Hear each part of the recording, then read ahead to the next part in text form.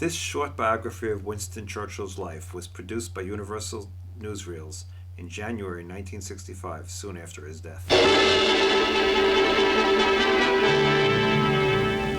Winston Churchill was ever in the van of those men who sought a better world, a world of freedom and human dignity where tyranny and oppression did not exist.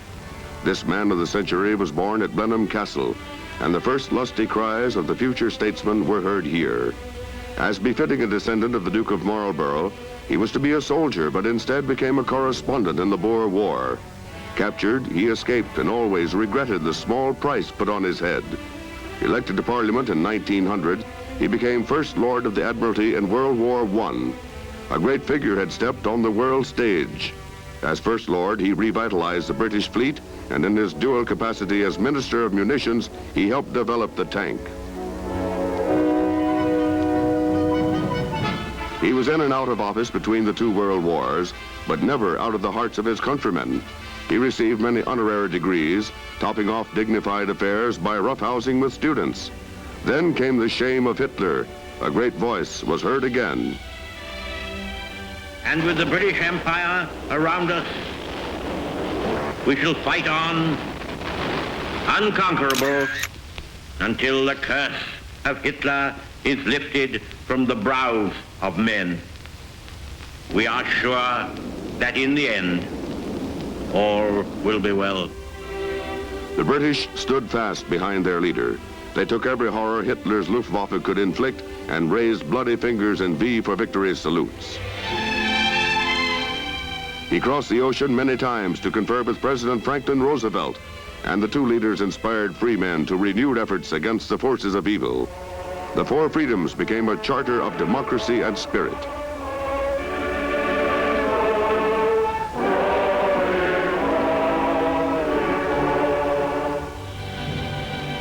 When the Nazis under Rommel were driven from North Africa, Churchill was on the scene with words of inspiration and encouragement for the troops, with new promises of a victory complete and total. The beachheads in Normandy were no sooner secured than the Prime Minister followed the troops. A tactician of no mean ability, he conferred with Supreme Commander Eisenhower in the field. As the Allied armies fanned out over Europe, he joined with an armored unit to cross the Rhine. Then victory. When Paris was liberated, the architect of victory rode in triumph up the Champs-Élysées. To a man with Churchill's sense of history, this was his finest hour. Then unconditional surrender of the Germans, and he stood proudly beside his king, truly a man of destiny. He was Prime Minister again when he celebrated his 80th birthday with his beloved Clementine. Now Sir Winston, a Nobel Prize winner, he was host to Queen Elizabeth at number 10 Downing Street before relinquishing his seat in Parliament and retiring to his home at Hyde Park Gate. He was confined unwillingly to Middlesex Hospital when he was 87.